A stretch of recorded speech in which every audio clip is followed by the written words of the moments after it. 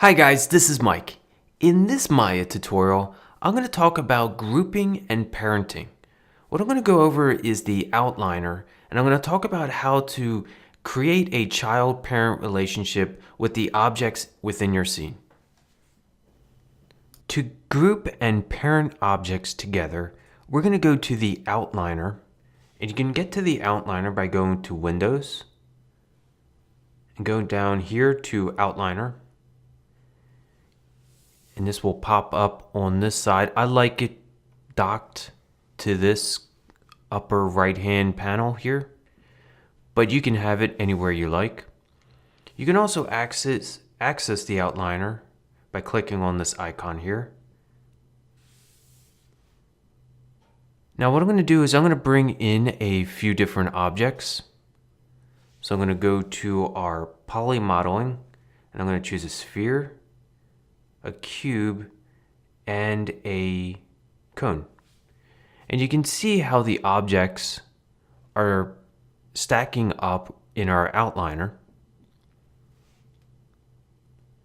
And what I'm going to do is I'm going to press A on the keyboard. That's going to bring us right to this object. And I'm going to move these objects. Right now they're on top of each other, so I'm just going to pull this out. Pull the cone over here just so we can see everything.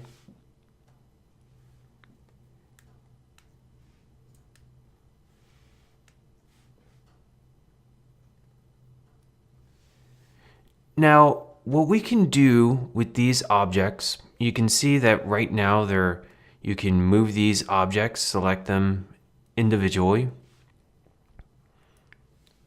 But you can also group these objects into one group.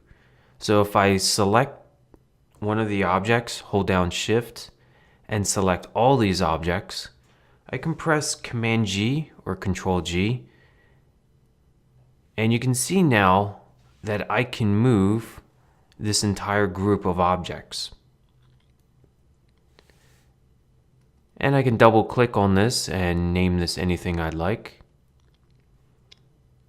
Now, even though I have these objects grouped, I can still move each one individually in any direction that I'd like.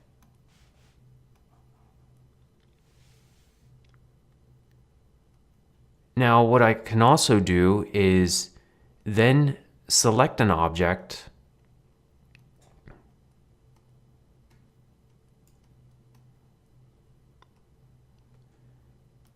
pull them out of the group. And what I can also do is group an object by dragging and pulling it right underneath another object. So for in this case, I have the sphere and I have the cube is now a child of the sphere. The sphere is now the parent. So I can take the sphere and I can move in any direction I want, but the cube also moves as well. Now when I move the cube, you can see I can move that and it won't affect the parent. Now I can also Shift P and that will remove the cube from the sphere. So it's not a child of the sphere. So now this can be moved individually. So that's Shift P. And now I can also, if I bring this back, right now, if I bring the cube back to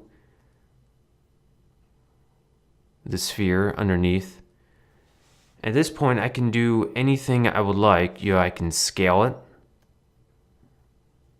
as well as rotate, and that will only affect the parent as well as the child. I put a link in the description to download project files.